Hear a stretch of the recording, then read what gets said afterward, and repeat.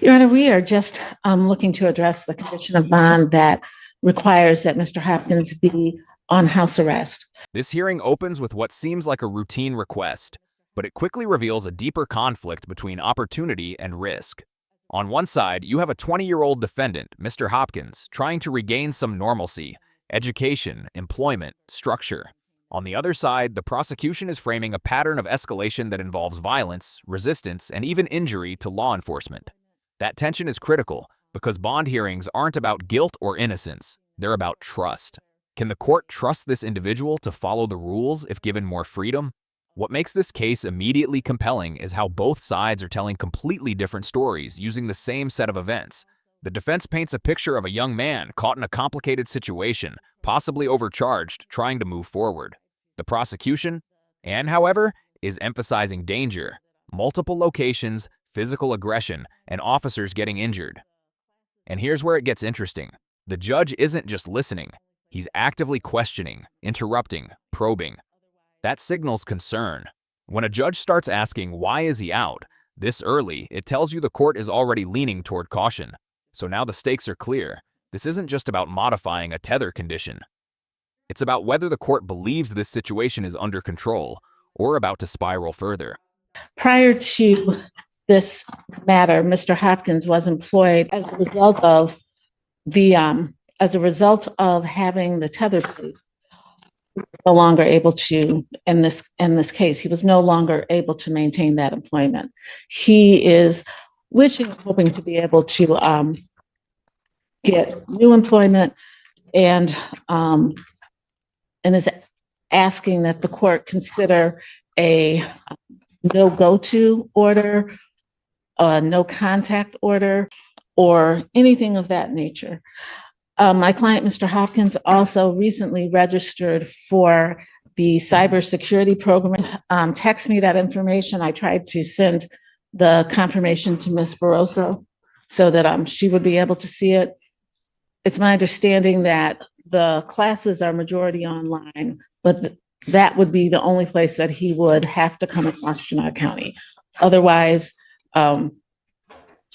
he's just asking for some order that would allow him to work and just not have that kind of contact. Response. Your Honor, the bond in this case was set at $5,000 cash or surety when we requested a $50,000 bond. In this case, the people are uncomfortable with him being out. This was an event for a series of events that occurred where the defendant assaulted the victim at not one but two locations.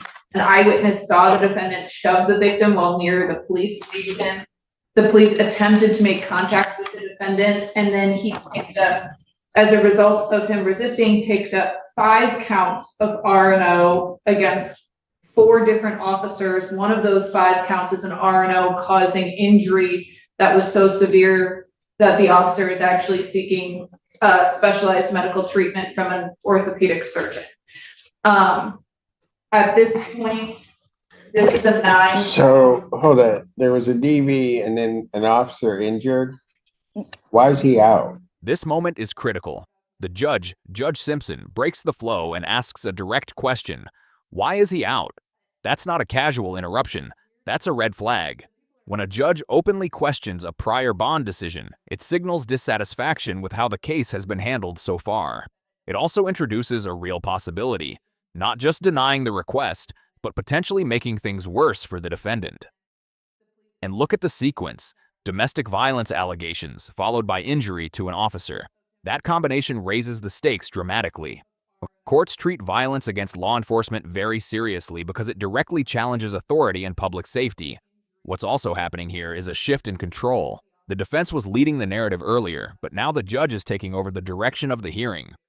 That's dangerous territory for the defense because it means the judge is no longer just evaluating arguments. He's forming concerns. At this point, the hearing is no longer about flexibility. It's about justification. Your Honor, if I could address. Hold on.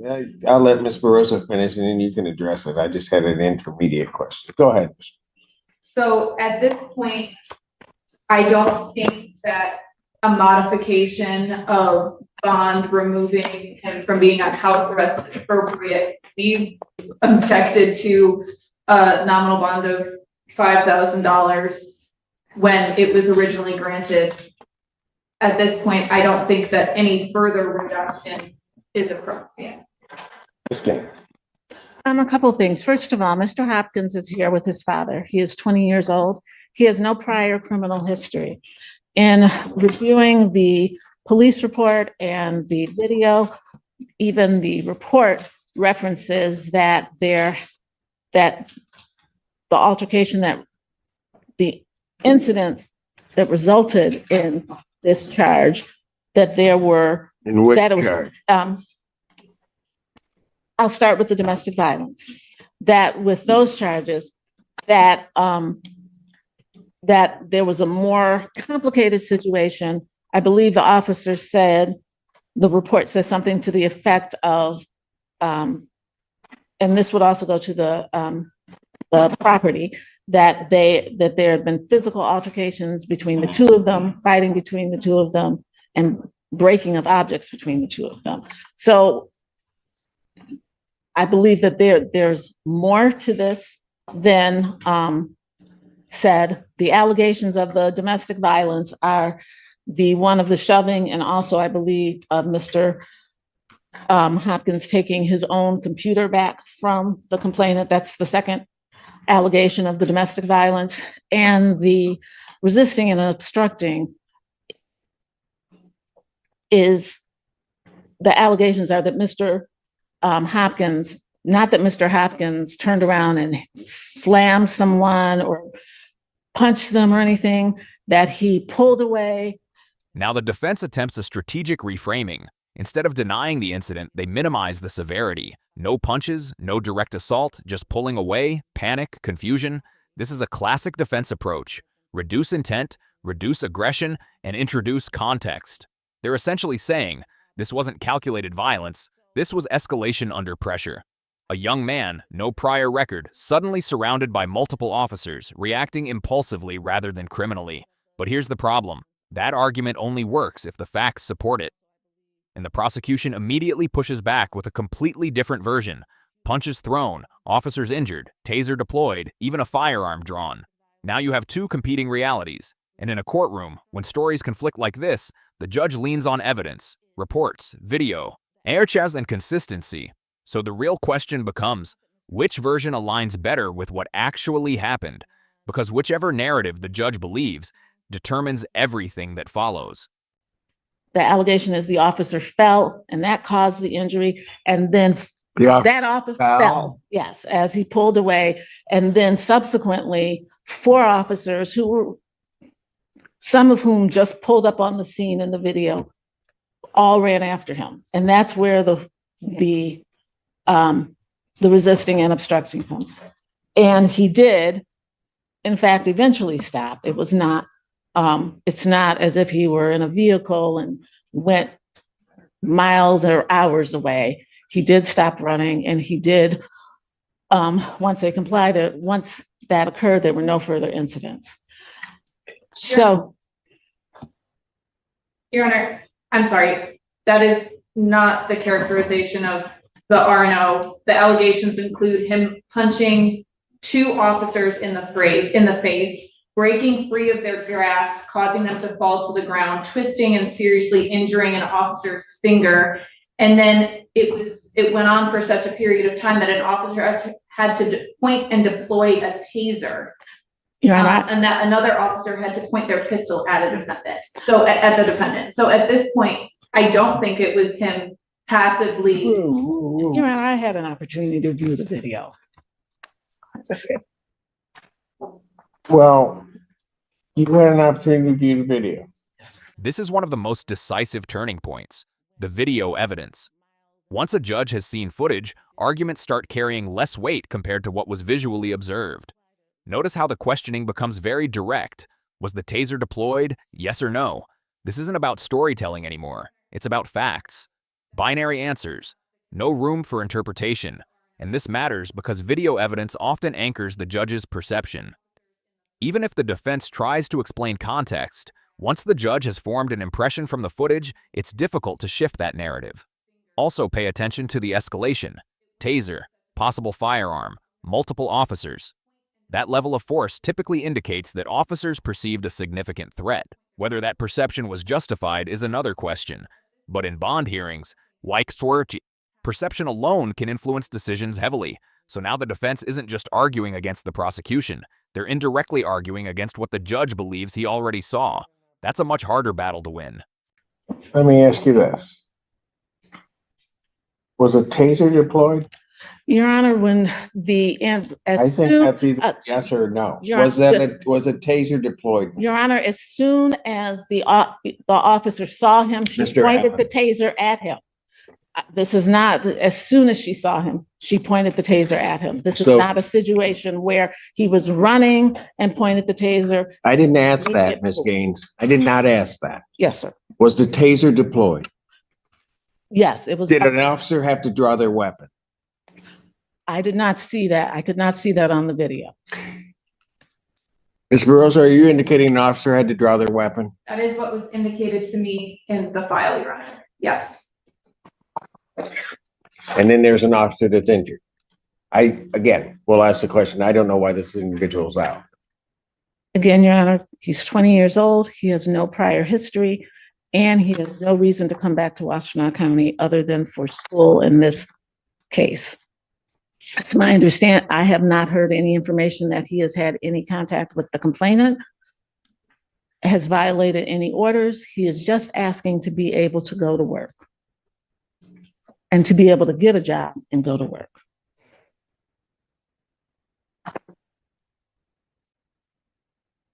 Your Honor, would you want to hear from Mr. Hopkins' father, who's present? I don't know what he could tell me at this point in time. I'm more worried about the bond as it originally is set. I don't. Does he have prior convictions for anything? No, Your Honor. That the original domestic was about. I mean, I'm trying to figure out, because I'll just tell you, I have some serious concerns that this escalated to a point that officers are having to deploy a taser, pull their weapon. At this stage, the judge is no longer neutral. He's openly expressing concern, and the reasoning is important. Multiple officers, escalating force, and still an inability to control the situation easily.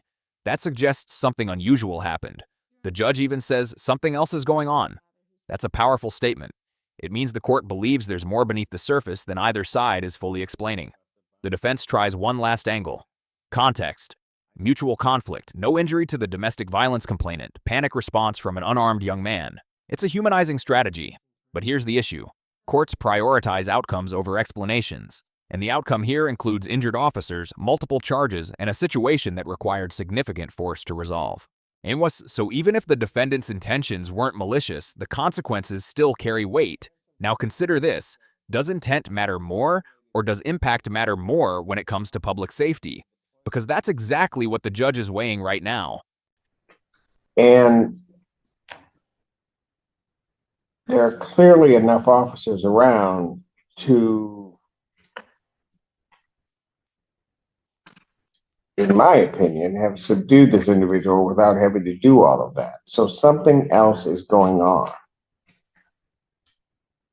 And Your Honor, I also have, I mean, one's bad enough, but I have 2 counts of domestic violence. again, Your Honor, one of them is him taking back his own computer. That's one of the allegations. And that's why I'm saying there were things that were happening before this. That's not to excuse his behavior. That is to say that there's broader context. And in my view of the video, initially there was 1 officer, then there were 2, and he ran from 2, but as he's running from those 2, there are cars, 4 and 5 cars are pulling up with sirens on an unarmed young man who who is clearly panicked. This is not someone who's had police involvement, who has a history of contact with law enforcement and the criminal justice system. Again, I'm not excusing, but I do think that there is there's more. I think there are more nuances to this than the prosecutor does. Well, explain some of those then. Because I've got a victim of a DV that's injured. She is not, the domestic violence person is not injured. It was the shove and the taking of there's no injury to her. Domestic violence are 2 misdemeanor counts. That is felonies correct. here are 5 counts of are 5 counts. Yeah, I see that. Are no causing it. Maybe I misread that on the report, but Yes. the injury to the fingers, that's the officer. That's correct. Thank you.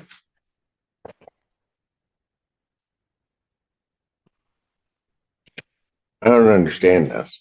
I mean, there's a lot I don't understand. How,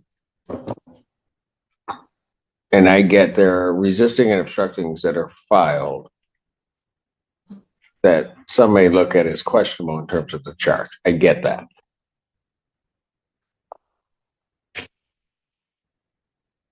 But I'm also trying to figure out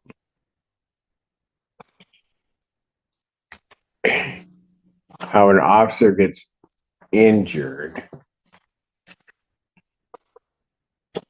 that there are punches to the face of officers.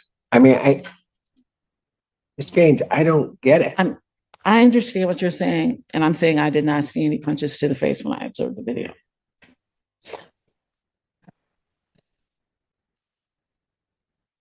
Well, tell you what, I'm certainly not changing any conditions. Can you explain to me one reason why I shouldn't raise his bond? Your Honor, he has appeared for every court date, and he has not picked up any new charges. He has not had any contact with the complainant on the domestic violence or any of the officers. My understanding from him is that he has only come to Washtenaw County for court. He does not even reside in this county. It does not appear he's a flight risk, nor that he is a danger to the community. He is here with his father. He has come to every court date, and he's highly responsive to my calls and texts. And absent the no offer in this matter, we'd be looking to resolve it. Anything else from the people? No, Your Honor. You know what? I'm not changing his condition in the bond. I'm not at this juncture going to up his bond either, although of rights I should. Of rights, I don't think he should be out around tethered or not, given that behavior. But I'll let Judge Perry deal with that after she hears the preliminary examination. Bond will continue. Motion for bond reduction or changing condition is denied. Thank you. The final decision lands exactly where the tension was building. No change. The judge denies the request, but also stops short of increasing the bond, even though he openly considered it. That's a balanced but cautious ruling. What this tells us is that the court isn't fully convinced by either side. The defense succeeded in preventing things from getting worse, but failed to secure any relief. Meanwhile, the prosecution established enough concern to keep strict conditions in place. Legally, this outcome reinforces a key principle.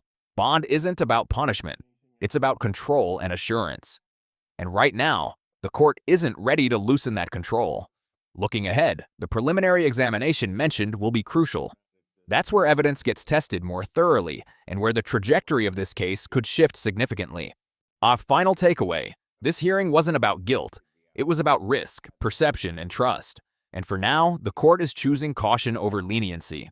If you found this case as shocking as we did, make sure to hit that like button, share your thoughts in the comments, and don't forget to subscribe for more jaw-dropping courtroom breakdowns.